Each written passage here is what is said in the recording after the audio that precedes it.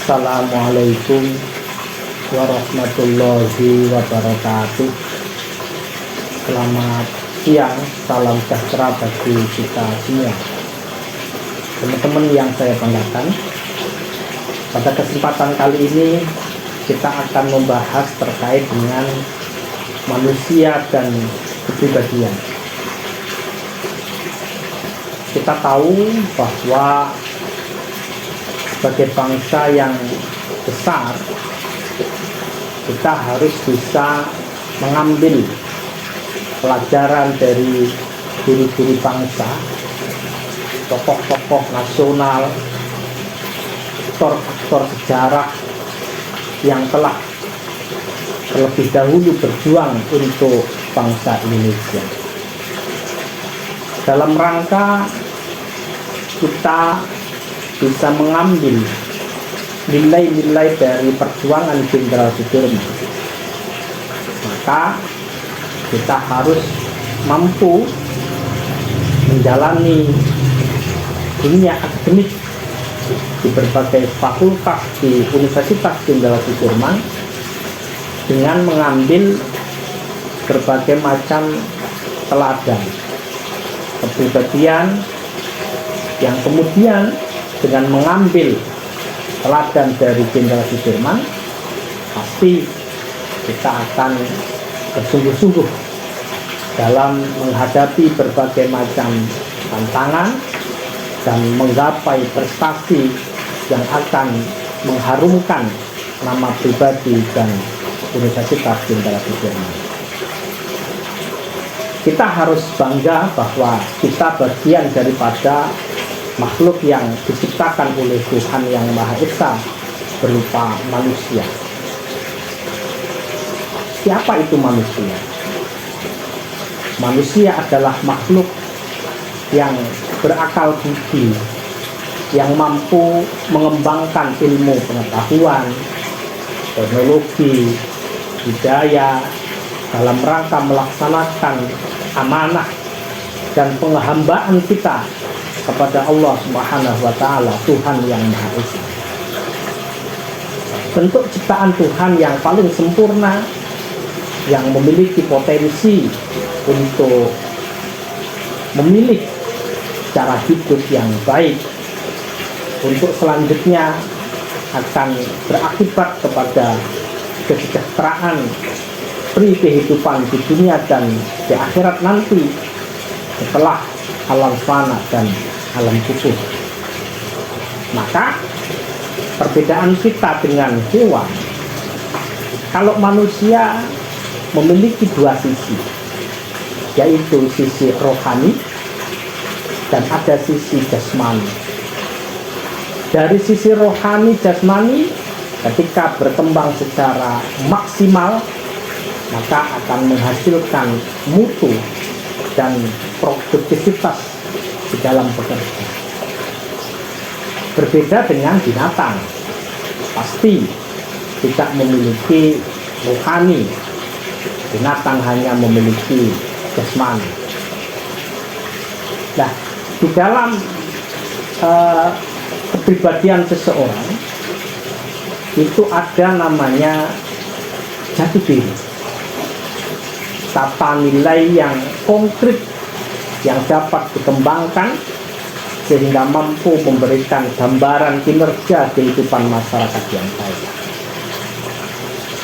Ekspresi dari sifat jati diri ini perlu usaha untuk mengendalikan diri secara terus-menerus, yakni menghindari diri dari perilaku yang tidak baik dan memotivasi ke arah yang lebih baik.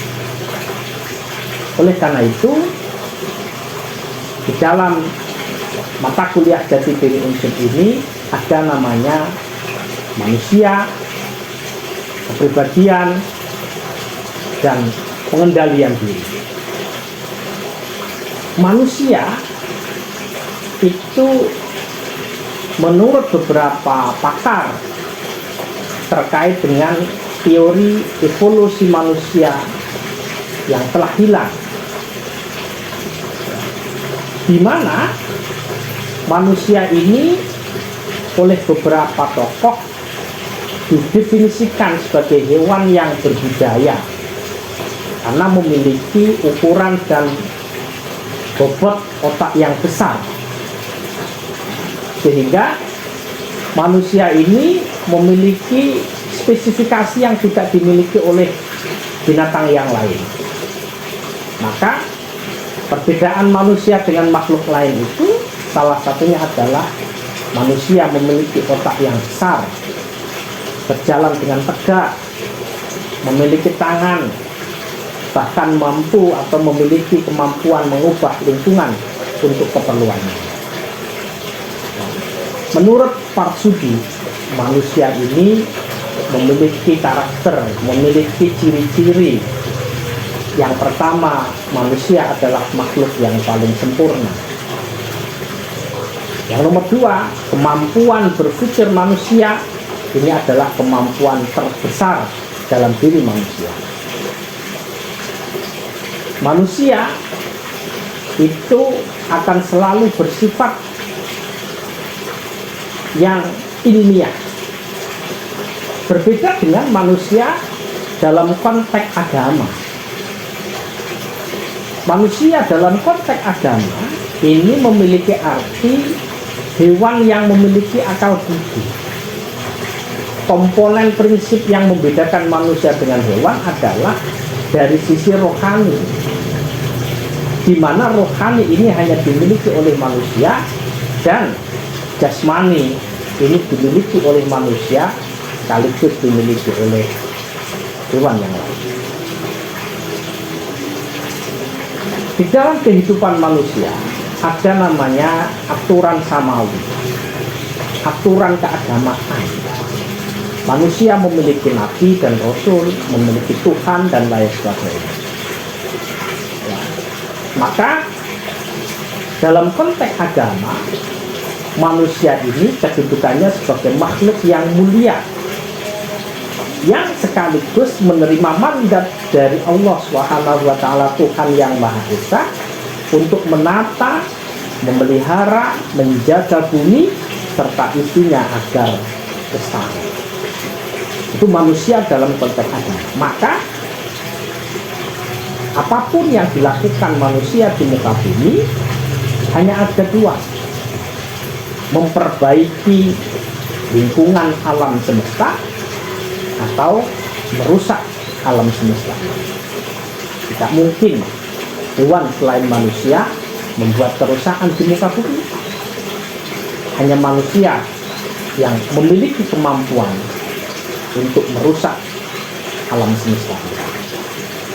Maka kehidupan manusia dibagi menjadi dua. Ada namanya struktur vertikal, ada namanya struktur horizontal. Bagaimana dengan kepribadian manusia? Kepribadian mahasiswa ini adalah sekelompok masyarakat terpilih yang memiliki masa depan yang strategis sebagai calon pemikir, pelaksana, dan pemimpin untuk dapat mengarahkan, mengembangkan, membimbing cara-cara hidup berbangsa dan bernegara. Oleh karena itu, kepribadian mahasiswa memerlukan proses pendewasaan pembelajaran yang mencakup wawasan, kecerdasan, keterampilan, dan moral. Mahasiswa tidak cukup dengan mengandalkan kecerdasan, tapi butuh keterampilan dan moral.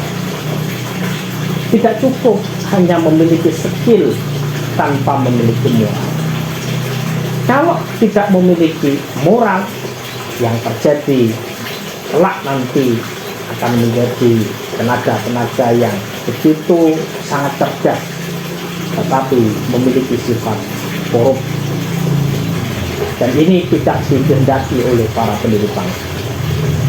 Sehingga tujuan kepribadian pembinaan mahasiswa adalah usaha untuk mengembangkan individu, kelompok menjadi pribadi dan anggota masyarakat yang memiliki sifat kemampuan sebagai generasi penerus dan calon-calon pemimpin bangsa. Oleh karena itu, manusia karena makhluk yang beragama, maka manusia sebagai individu atau kelompok memiliki berbagai macam pertimbangan dalam melaksanakan suatu tindakan, seperti membedakan apakah melakukan kegiatan ini boleh atau tidak, baik atau buruk, indah atau jelek, adil atau tidak adil, jujur atau tidak jujur, dan lain sebagainya. Oleh karena itu, perkembangan kepribadian manusia berkembang jika menghadapi berbagai hal sebagai sumber tegangan yang pasti akan berhadapan dengan diri kita semua. Oleh karena itu, orang yang memiliki kepribadian yang baik pasti mereka akan lebih mudah menerima dan diterima oleh lingkungan. Pembentukan kepribadian dipengaruhi oleh beberapa faktor. Yang pertama adalah faktor genetik. Penting sekali. Yang mempengaruhi kepribadian kita adalah genetik. Yang nomor dua adalah faktor lingkungan. Ketika kita hidup di lingkungan dunia akademik, saya yakin nilai-nilai akademik akan hadir di dalam kepribadian kita. Yang nomor tiga, faktor belajar. Apakah kita belajar di pesantren, belajar di perguruan tinggi, belajar di alam bebas, semua akan berpengaruh di dalam kepribadian kita.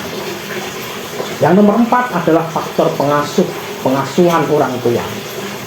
Bagaimana kemudian kepribadian itu sangat tergantung bagaimana pola asuh yang telah diberikan orang tua kepada kita. Yang selanjutnya adalah faktor perkembangan. Ya, bagaimana kemudian perkembangan proses ini, apakah didukung oleh faktor lingkungan yang ada dan lain sebagainya. Ada faktor kesadaran dan faktor ketidaksadaran. Inilah yang kemudian beberapa hal yang akan nantinya membentuk kepribadian yang kita miliki. Oleh karena itu, ciri-ciri kepribadian yang sehat itu pasti memiliki hal yang kemudian cara pandang yang lebih jelas. Bagaimana, apa yang benar, apa yang salah, selanjutnya meramalkan masa depan yang baik.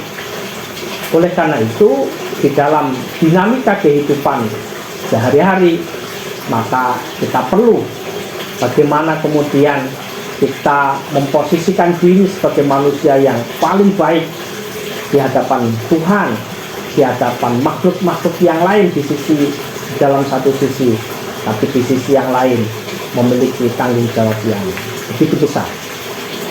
Ketika kita mampu mengelola kepribadian kita dengan baik, maka optimis untuk menggapai cita-cita itu ada di depan mata kita. Oleh karena itu, manusia dan kepribadian akan selalu melekat di dalam kehidupan kita sehari-hari. Manusia tanpa memiliki kepribadian yang baik, hakikatnya manusia itu sama dengan gula. Manusia yang memiliki kepribadian yang baik, maka hakikatnya melebihi derajatnya malaikat. Itulah kelebihan manusia.